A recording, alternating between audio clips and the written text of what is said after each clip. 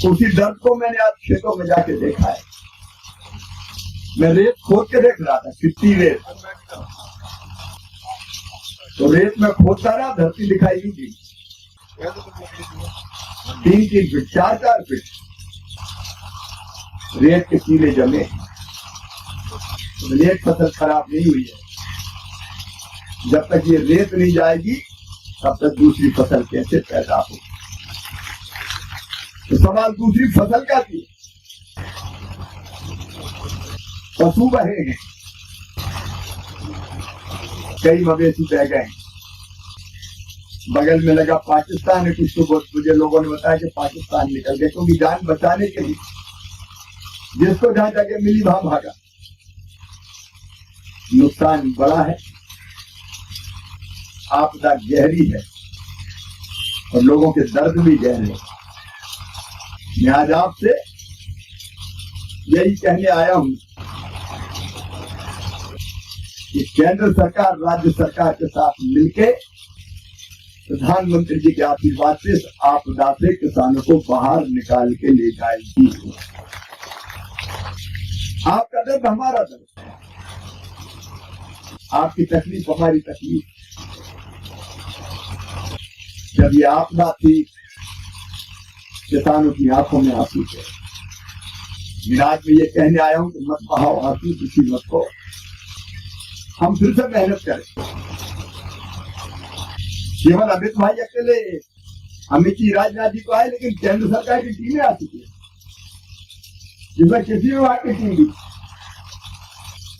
तो पूरी, चाहे वो होम मिनिस्ट्री हो, उनके अधिकारी, पानी का हमारे विभाग हो जल शक्ति उसके अधिकारी, मेरे पास ग्रामीण विकास विभाग है उसके अधिकारी, कृषि विभाग है उसके अधिकारी, इनकी पूरी टीम आई है।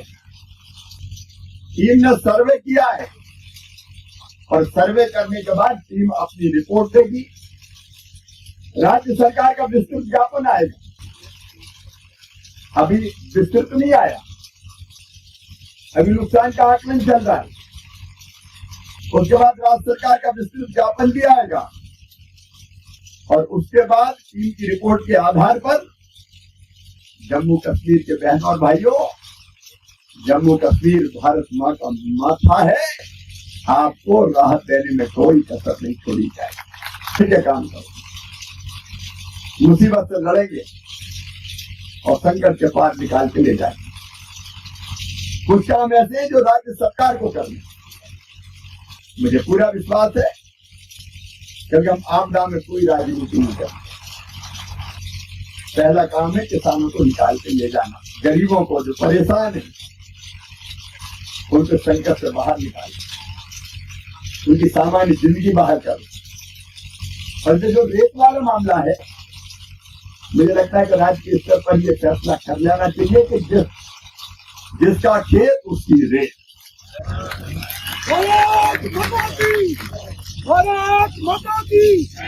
अब सब कुछ बहा के ले गई, रेत छूटी तो रेत ही दे दो, कम से कम वो निकल जाएगी। यहाँ माइनिंग के आपदा में नियम लागू ना हो। कृषि मंत्री जी यहाँ बैठे हैं, मैं माननीय मुख्यमंत्री जी से भी चर्चा करूंगा। तो मुझे लगता है कि सरकार के दूसरे का काम भी एक खेतों की रेत निकालना नहीं। ये तो किसान जुट के ही रेत निकाल ले तो रेत निकल जाएगी, खेती के योग्य जमीन हो जाएगी और जो रेत मिली उसको किसान बेचे, जो उपयोग करना चाहे वो करे। ये व्यवस्था हमको करनी चाहिए। जो प्रावधान है राज्य सरकार के साथ हम चर्चा करेंगे और उन प्रावधानों को भी लागू करने का काम करेंगे। और एनडीआरएफ एसडीआरएफ के तहत पहले से ही राज्य सरकार को, हर एक राज्य सरकार, केंद्र सरकार राशि देती है, जिसमें 75% हिस्सा केंद्र सरकार का होता है, 25% राज्य सरकार मिलाती है। ऐसे ही जो टोटल निधि है यूटीडीआरएफ की निधि की, उसका उपयोग आपदा प्रबंधन में किया जा सकता है। और मुझे पता चला कि सीएम साहब ने तत्काल 10-10 करोड़ रुपया जिलों को, बाकी को DADC, ताकि तत्काल कुछ काम ऐसे होते जो तत्काल करना होता है, खाद्यान्न की व्यवस्था, तुरंत भोजन की व्यवस्था, लोगों को निकालने की व्यवस्था। मैं जम्मू कश्मीर की जनता को प्रणाम करता हूं कि उनने भी कोई कसर नहीं छोड़ी। कोई खाना लेके आया, कोई सामान लेके आया, कोई कपड़े लेके आया, तो वो तात्कालिक सहायता। लेकिन आपदा प्रबंधन के लिए भी UTDRF की निधि के राज्य सरकार के पास पैसे हैं, जिसका उपयोग किया जा सकता है 2499 करोड़ के आसपास। और NDRF के अंतर्गत फिर जो राज्य सरकार डिमांड करेगी उसके आधार पर और पैकेज केंद्र सरकार निश्चित तौर पर राज्य सरकार को देने का काम करेगी, क्योंकि मिलके ही केंद्र और राज्य इस आपदा के बाहर निकाल के ले जाएंगे। प्रधानमंत्री जी बहुत संवेदन, इसलिए केंद्र सरकार कोई कसर नहीं छोड़ेगी। मैं आपको यह बताना चाहता हूं कि भगवान ना करे, यह अच्छी बात यह है कि लोगों की जिंदगी बचाने में सफल है, लेकिन NDRF के तहत प्रावधान है कि कोई जान अगर चली जा रही तो 4 लाख रुपए की सहायता उस परिवार को दी जाती है। अगर कोई विकलांगता आए, हाथ टूट जाए, पैर टूट जाए, कोई चीज मकान गिर गया, ऐसे में 74,000 रुपया प्रति स्टेट और बाकी सब इसकी जानकारी रखते हैं। वो NDRF के तहत भी प्रावधान है, और जो केंद्र सरकार NDRF की राशि देती है उस पर इसका प्रावधान है, वो देने की भी व्यवस्था है। अगर गाद निकालना हो, मैं डिस्ट्रिक्ट एडमिनिस्ट्रेशन को बताना चाहता हूं, आपकी जानकारी में है, तो गाद भी अगर निकालना हो तो 18,000 रुपया प्रति हेक्टेयर का प्रावधान उसमें है, जो केंद्र पैकेज देगा NDRF का। उसके अंतर्गत गाद या रेत भी निकालने के लिए हम किसानों की मदद कर सकते हैं, उसका उपयोग भी हो सकता है। जो यहाँ भूस्खलन का मामला उतना नहीं है, रैली में होगा, पहाड़ अगर दरक जाए, खिसक जाए और उसके कारण नुकसान होगा, तो उसमें भी छोटे और सीमांत किसानों को 47,000 रुपया देने का प्रावधान है, जो NDRF के तहत दिया जा सकता है। NDRF के पैकेज में जो शामिल होगा। वैसे ही मिर्च और बाकी फसलें भी खराब हुई, तो एक तो जो धान खराब हुई है जिसका बीमा हुआ है, फसल बीमा योजना, तो मेरे अधिकारी यहाँ बैठे हैं, राज्य सरकार भी उसका आकलन कर रही है। आप पूरी गहराई से आकलन कीजिए। बीमा कंपनियों से भी हमने बात की है, आपकी बात की हो जो कि बीमा कंपनियों से लगभग 60,000 किसानों का बीमा, उनको लगभग पूरी भरपाई। मैं 3 लेके इसलिए आया हूं कि कोई उसमें कोताही ना हो, कोई गड़बड़ ना हो, क्योंकि इस समय जरा भी लापरवाही या कोताही किसान के साथ अन्याय होगा, और ऐसा अन्याय करना पाप है, पाप। वो किसी भी कीमत पर ना हो। लगभग हम बीमित किसानों की नुकसान का लगभग भरपाई की स्थिति हम पैदा कर देंगे फसल बीमा योजना के माध्यम से। वो हमारे अधिकारी यहाँ आए हैं, वो खुद देखेंगे बीमा कंपनियों के साथ, तो मैं भी बैठूंगा, ताकि लिबरली किसानों को हम ठीक से राहत की राशि जो वो मिलेगी, उसके अलावा फसल बीमा योजना की राशि हम देने का काम कर सकें।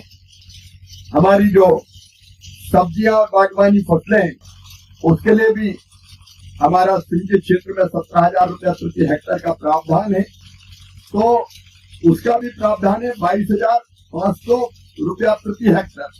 ये जो हमारी कृषि वानिकी की फसलें, उसके लिए प्रावधान है।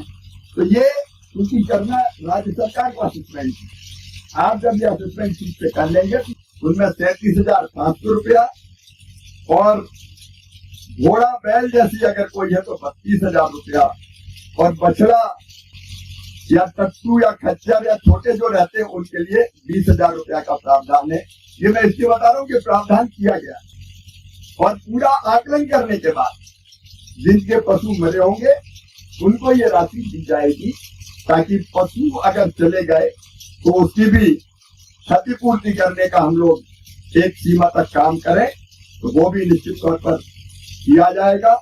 यहाँ चूंकि मछुआरों वाला क्षेत्र नहीं है, इसलिए बताने का कोई अर्थ नहीं है। फिर यहाँ पे जो बांध की बहुत दिनों से मिट्टी का एक बना हुआ था, और नहर की बात आप देखिए, नहर ऐसी जो पुरानी क्षतिग्रस्त हो गई है, तो बांध भी राज्य सरकार भी उसकी कोशिश करेगी केंद्र सरकार से भी बात करके, क्योंकि अगर वो बन जाएगा तो फिर कभी अगर बाढ़ ऐसी आई तो पानी अचानक गांव में नहीं घुसेगा। उसकी बात भी विनय और बाकी सब लोग जो मेरे साथ गए थे, क्योंकि मैं तो बांध तक देख के आया था, नहरों की मरम्मत का काम हो, बांध की फिर से बंधा बनाना हो, तटबंध जिसको कहते हैं, उसके लिए भी व्यवस्था करने का हम लोग काम करेंगे। ग्रामीण विकास विभाग मेरे पास ही है। 1,30,000 रुपया जो सीधे प्रधानमंत्री आवास योजना के अंतर्गत आते, जिनके मकान टूट गए हैं, उनको मकान देने के लिए उसकी व्यवस्था है, तो वो आप इंतजाम करेंगे।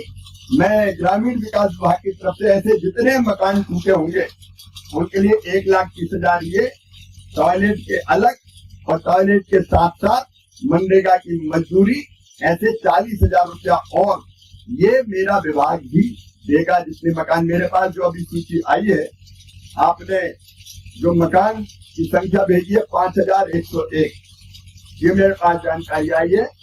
मैं यहाँ से जाते ही इन मकानों की स्वीकृति 5,101 की दे दूंगा। मेरे विभाग के काम है, ताकि जिनके घर टूटे हैं उनको ये राशि मिल जाए और वो अपने मकानों को ढंग से बना सके।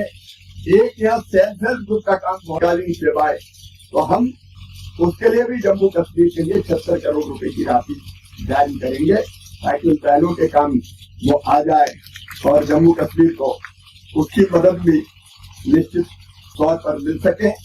तो ये जो चीजें प्रधानमंत्री फसल बीमा योजना सहित, क्योंकि प्रधानमंत्री जी ने बहुत अच्छी योजना चलाई है जिसमें तुरंत नुकसान की भरपाई का प्रावधान रहता है, उसको भी मैंने आपको बताया कि वो भी हम करेंगे। और इसके अतिरिक्त सड़कें और बाकी चीजों का तो राज्य सरकार पूरा ज्ञापन देगी।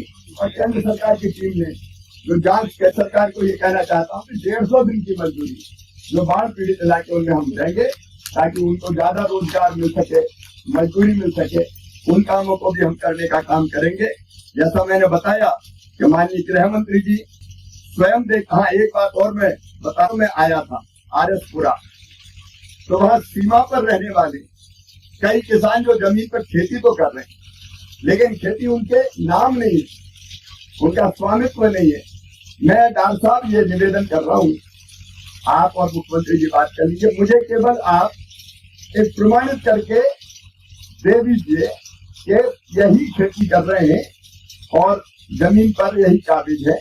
उतना भर करने से मैं प्रधानमंत्री किसान सम्मान निधि में उनको पात्र बना, लेकिन राज्य सरकार को प्रमाणित करना पड़ेगा, तो आप प्रमाणित करवा दीजिए और एक चिट्ठी मेरे पास आ जाए कि ये सूची है और ये सूची में ये किसान है, ये किसान ही वहाँ खेती कर रहे हैं, यही उस जमीन के लिए राज्य सरकार ने अधिकृत किया हुआ है। इनको अधिकृत तो हमने किया ही है, क्या भर हो, तो मुझे यही मिल जाए कि राज्य सरकार ने अधिकृत किया हुआ है, ये चिट्ठी मिल जाए, मैं पीएम किसान सम्मान निधि मैं उनको पात्र बनाने का नियम हमारे पास है, हम उनको पात्र बना देंगे। और प्रधानमंत्री जी ने एक और प्रधानमंत्री किसान सम्मान निधि किया है, जो एक लाया हूँ अपने इन भाइयों और बहनों के लिए जो इस बाढ़ के कारण बर्बाद हो गए, परेशान हो गए, और प्रधानमंत्री जी का संदेश लेकर आया हूँ कि आपकी हर संभव सेवा करेंगे। हम सेवक है आपके, नेता जितने भी हैं, वो मंत्री मुख्यमंत्री कोई भी हो, हम राजा नहीं, हम आपके सेवक। इसलिए लोकतंत्र होता है जो जनता की सेवा के लिए अपने नेताओं को चुनता है, उस सेवक के रूप में आपके बीच आया हूं। मैं अपने एमएलए साहबान को भी निवेदन, बहुत धन्यवाद। और मैं इसके बाद बीच में आऊंगा, यहाँ से वहां तक जाऊँ, ताकि किसी को कोई ज्ञापन देना हो, कोई बात करना हो, तो ये न लगे कि वहीं से नमस्ते करके चले गए। उतना समय मैंने निकाला है, तो मैं आपके बीच आऊंगा। मैं अभी यहाँ से उतर के किसानों के बीच आऊंगा, और तब भी अगर मुझे कुछ कहना है तो मैं दूर से हाथ हिला के नहीं जाता, मैं आपके बीच में आऊंगा और आपसे भी बात करूंगा। आप चिंता ना करें, क्योंकि मंच पे बोलने की कुछ मर्यादाएं होती है, लेकिन मैं तो आई आपके लिए उनको भाषण देने थोड़ी आया, आपसे मिलने आया हूँ, आपकी तकलीफ जानने आया हूँ, आपका दर्द समझने आया हूँ, और मंत्री के रूप में नहीं, आपके सेवक के रूप में आया हूँ। आज हमारे राज्य सरकार के मंत्री